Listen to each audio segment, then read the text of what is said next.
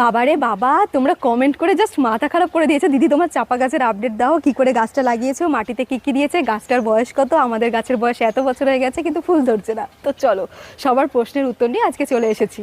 যেহেতু চাপা গাছের ভিডিও, তাই একটা চাপা ফুল দেখলাম পড়ে গেছিলো, কানে গুঁজে নিয়েছি। আমার এরকম না দারুণ লাগে করতে। আর দেখো আর একটা ফুলও পড়ে গেছে।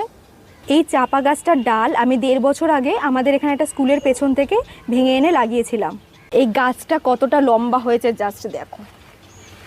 এই যে এটা ক্যারেটে বসানো, এই ক্যারেটে কিন্তু ওই ছাদ পরিষ্কার করে জঙ্গল ঘাস বা সবজির খোসা এসব যেগুলো ফেলানি হয় সেইগুলো এই ক্যারেটের মধ্যে দেওয়া হয়েছিল। এবার এই শীতকালে জল দাঁড়াচ্ছিল না একটুও, তাই কিছুটা আমি মাটি দিয়েছিলাম। সেই মাটিটা পেয়েই এই শীতকালে, মানে ধরো এই গাছটা 6 মাসে এতটা বড় হয়ে গেছে। 6 মাস আগে কিন্তু এইটুকু ছিল, এই 6 মাসে এতটা বড় হয়ে ডালপালা বেরোচ্ছে, ফুলও ধরেছে।